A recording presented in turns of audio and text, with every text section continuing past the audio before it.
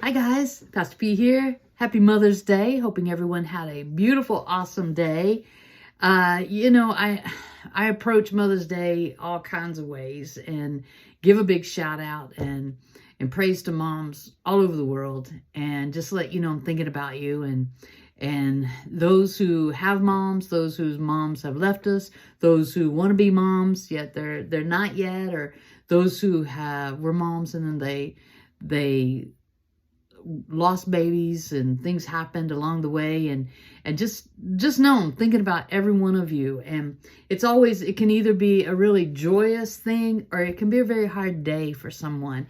And so I just want to put that out there, that I'm thinking about you and certainly holding each of you close to my heart. Those that are just so full of joy today and spending time with your kids, and kids are spending time with moms, and things that are just melding in the joy, and also thinking about those who struggle with this day. Kids who don't have moms and their moms have passed, or things have happened along the way. Or again, moms who things have happened to their kids, and just know I'm just holding you so close to my heart today, and lifting each and every one of you up. So just please know that. Know that whatever you're going through today is real for you, okay? Without apology, all right? Without apology. So just know that. I love you, and I got something I want to share with you. I want you to go to John 10. If you get a chance, just take a look at the gospel: Matthew, Mark, Luke, John. John chapter 10. It goes on to say, the Message version, I love this. It says, "Let me set this before you as plainly as I can." It says, "If a person climbs over or through the fence of a sheep pen, instead of going through the gate, you know he's up to no good. He's a sheep rustler. And the shepherd walks right up to the gate. The gatekeeper opens the gate to him, and the sheep recognize his voice. He calls his own sheep by name, and he leads them out. And when he gets them all out, he leads them, and they follow because they're familiar with his voice. They won't follow a stranger's voice, but will scatter because they aren't used to the sound of it." Remember that part.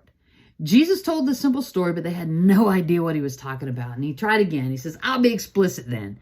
I am the gate. I am the gate for the sheep. All those others are up to no good. They're sheep rustlers, every one of them. But the sheep didn't listen to them. I am the gate.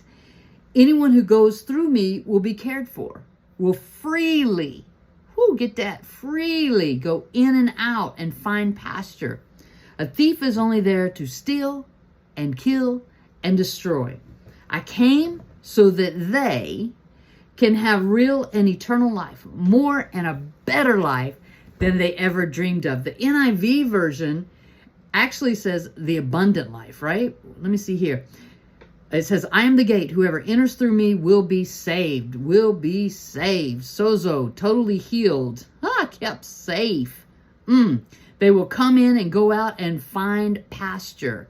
They'll come in and go out, and there'll be abundance. It says, "The thief comes only to steal and kill and destroy.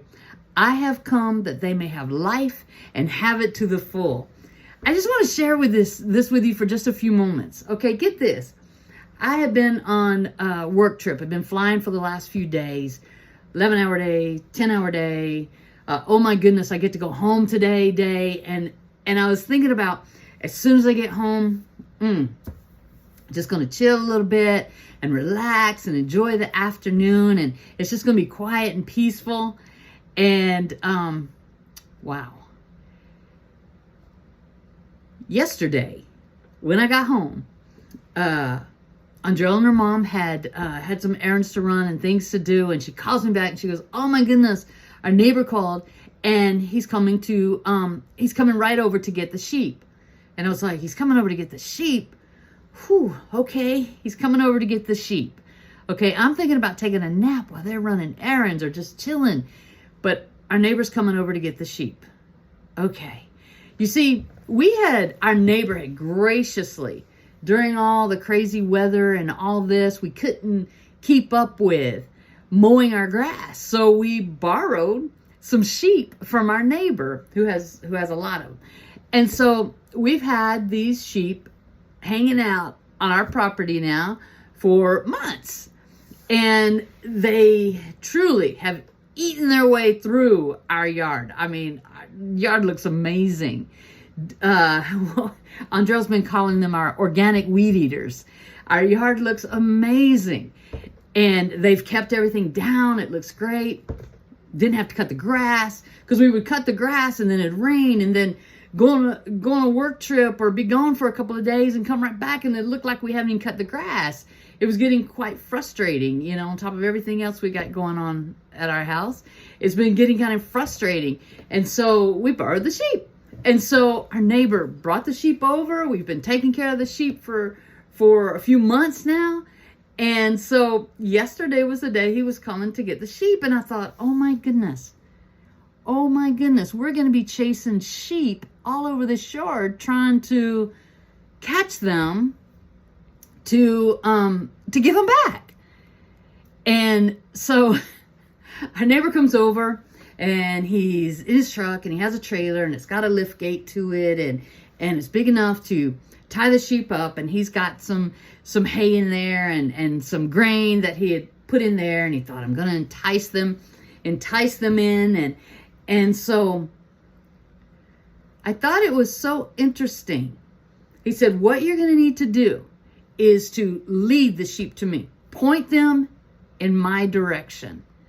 Okay? Here I was, we've just been chilling with the sheep now for months. They've just been doing their thing and doing it great, and they haven't bothered us. We haven't really bothered them. And so it was time to rustle up some sheep. Well, I was grateful that we've been back to working out a bit, because there was a bit of running involved. First to go get them. He's like, you got to lead them to me. And so in leading them to him, he was like, you stay far back and you're going to lead them to me. But once they began to get close to him, he's like, I'll take it from here. That was just such a beautiful picture. He was like, I'll take it from here. Because when they came close to him, there was a certain whistle that he did. And he had his rope, he had his lasso ready. And he said, if I can catch one, the others will be drawn to it. And he said, okay, people think sheep aren't very smart. He said, they are smart. They are brilliant. They will want something first. And so he pointed this one sheep in the direction, led him over, pointed him in the direction of the hay and the grain, and we were ready, and he was able to lasso the sheep. First of all, I was like, dang, my neighbor, I was like, man, you got skills. You were able to just, whoa. And he spoke the right language. He spoke the right word. He spoke it in the right tone. He spoke it in such a way that wasn't just assertive, or he wasn't making demands on them, just that it was direct, and it was, you're getting in there, okay? I'm taking you home. I'm bringing you home. And so he got the first one in. We had set up our hay shed so that in case they didn't come right into him, we would lead them into that. Oh my goodness. And so once he had one and had been taking care of him and gave him more hay and gave him more grain and began to feed him in the back of that trailer, the other three, we've had four, the other three were like, oh, what's going on over there? There's something happening. There's something good over there. And so shortly thereafter, here come the other three. 1, 2, 3. Okay? He lassoed each of them in order to get them to hold them into the trailer till he got them right next door, and loosely tied them because they were so focused on what he was feeding them. And he talked to them, and they looked at him like, you're the best thing that ever happened. And it made me think of the story, how, oh my goodness, sheep know that shepherd's voice. Sheep know a shepherd's voice, and they will follow. And I know a lot of leaders and managers and supervisors, they're out there trying and striving and trying to do some stuff and lead some people and make some stuff happen, and leaders in activism, and leaders in social settings, and leaders in the church, and leaders in the community, and leaders at a job, and leaders in a family. You're trying to do all this stuff, Here's the important clue. Here's the kicker. Speak the language of those who are entrusted to your care. My neighbor spoke the language. He provided hay and grain, and he spoke to them very calmly. And over the months, he said, whew, they've gotten bigger and they've gotten stronger because they had our full area, one to eat in and to work out in every single day. And so, I don't know, this story just struck me, and how Christ is speaking about a thief comes to kill, steal, and destroy. We could have enticed some sheep over here and just chose not to feed them, or chose to cut them off from wood or whatever, okay? And a lot of times, the places you're in are very, very dry. You're providing something so dry, nobody wants to partake of it, and then you wonder why those entrusted to your care are not getting strong or not faithful to you. Give them something to eat. Give them something to eat. Give them something nutritious. Think about it in your own life, the things that you're sowing into, the purpose that you're sowing into. Feed it. Like your purpose, feed it every day. Feed it something nutritional. Don't starve it to death. If you want it to grow, feed it. Feed it and talk to it in a way that it can hear. Okay? The same with our relationships. Okay? If you want a healthy, strong, vibrant relationship, speak each other's love language. Speak each other's love language and watch it grow.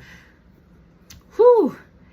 My neighbor, he just spoke so kindly. He did a little whistle, little sound that got their attention, and spoke to them, and they just looked at him like he could walk on water. I want to encourage you, take a chance. Walk on the water. Take a chance. Speak the love language of those that you're trying to draw near. Speak the love language. And then once you get them there, don't hurt them. Feed them. Feed them something nutritious and watch them go to work on your behalf. Watch that purpose grow. Watch that life around you grow. Why? Because Christ says, I've come that they may have life and have it to the full. Not have a little teensy-weensy piece of life. Oh, here's my life. Here's my life. Here it sits right here. No, that they may have life and have it to the full and have it abundantly. Be encouraged this day that life belongs to you. Embrace it. Go get it. Speak to it. Speak to it in a way that your voice can be heard. You got me? I'll check back in with you to see how that's going. I love you. Have a wonderful rest of your day. Bye now.